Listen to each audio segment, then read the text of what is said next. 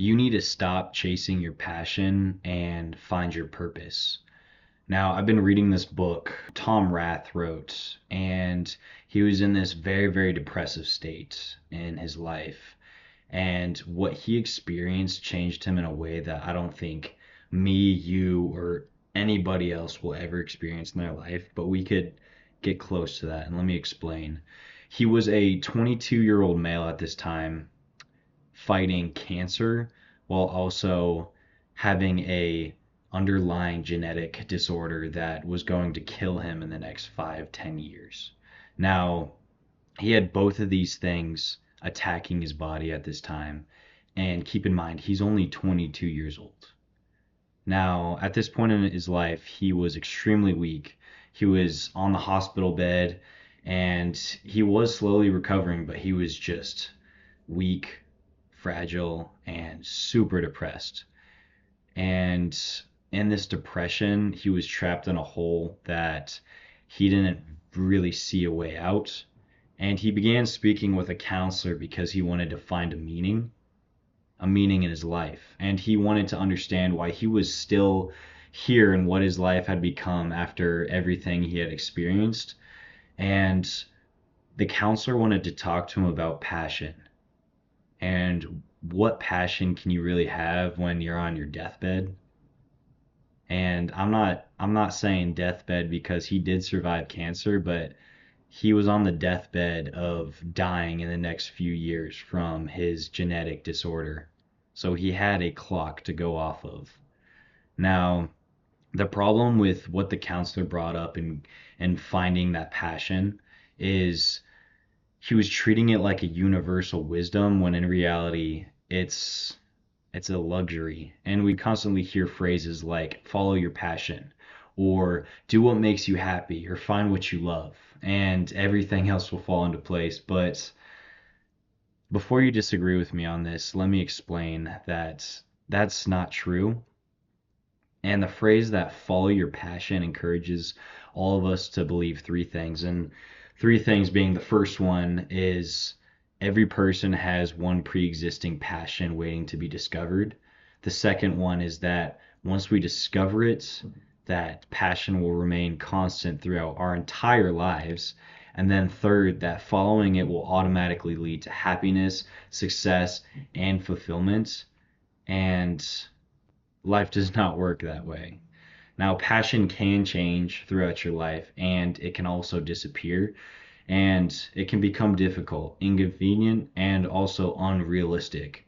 Now, passion may be powerful when life is comfortable, kind of like a motivation, but when reality hits, when illnesses hit, when loss happens, when failure happens, and when there's responsibilities that pop into your life, all of these different things, passion slowly fades and becomes something that wasn't as great as what it was originally. Now, passion is often based on emotion, and purpose, on the other hand, is based on commitment. And the big thing I'm trying to get at this video to explain to you guys that I'm working towards and that is changing my life is that there's a huge difference between passion and purpose. And with that purpose being based on a commitment that you create in your life, we often have these two ideas backwards, and we think that our passion will eventually lead us and give us this purpose in our life. But we believe that once we find this perfect career or hobby or relationship or opportunity that our lives suddenly make sense, but in reality, its purpose comes first. And so we have it all backwards. And when we identify something greater than ourselves, something worth serving, protecting, and building or sacrificing for, we begin to develop a passion through those responsibilities that are given to us. Those responsibilities being purpose. Now, purpose drives performance in ways that passion never could. Passion, when I think about passion, there is one phrase that I come up with in my mind, and it's, I'll do this when I enjoy it, basically. And it's I, me, my, and it's super self-centered. And just looking at passion, I kind of get grossed out thinking of the idea of it. Whereas when I think of purpose, the line that pops up in my head is that I will continue even when it's difficult, and I will do things that serve others and not myself. And passion can motivate you when you feel inspired, but purpose keeps you moving in a direction with inspiration that you cannot find with passion. And purpose gives suffering a direction. It does not necessarily remove pain, and it doesn't remove a lot of the things that happen in reality, but it gives whatever happens, including the idea of pain, a meaning to it. And it allows a person to look at a difficult experience and basically ask themselves. And I've thought about this, and the question that does pop up in my mind is, how can I use this? And let's go with pain and suffering. How can I use this pain and suffering as a way of purpose for what I'm striving for? And it completely rewires your brain, because with passion you get this question of, why does it happen to me, what's going on? Whereas with purpose is, how can I use this to find meaning in whatever's happening? Now, the fundamental problem with passion is that it can easily become selfish and self-centered, like I was talking about. And when I used to think about passion in my own life, the question was usually, what do I want? And what career do I want? What lifestyle do I want? And what makes me feel good? What makes me want to be successful? And those questions are not always wrong. I think it is important to go down that route and be proactive in your thinking towards what you want in your life. But it becomes very dangerous when our entire lives revolve around those questions. And purpose asks a completely different question. And so instead of asking, what do I want in my world? Purpose asks, what does the world need from me? And what can I give to the world? Now there's a major difference there, and I hope you guys are picking up what I'm trying to put down with those two. One focuses on personal satisfaction, whereas the other focuses on service. And one asks what life can give you, and the other asks what you can give through your life. And finding purpose has changed the way I view success in my life. And success is no longer only about accomplishments and money and recognition and reaching those personal goals and personal things that I have in mind. It is also about whether the people around me are better because I was there and what I did personally. Now, purpose has changed the way I approach difficult days. When I am tired, when I'm uncomfortable, when I'm afraid, when I'm uncertain, I can remind myself that work is not only about me, and what I am doing is for other people. And these other people are dependent on what I am doing. And I'm going to jump into that later on in this conversation that I'm having with you guys, because I am a paramedic and I work on the front lines of life and death practically, and these people, they need somebody to be there to help them. And I'll give you guys a story in a little bit on how purpose has changed my way of thinking in that field.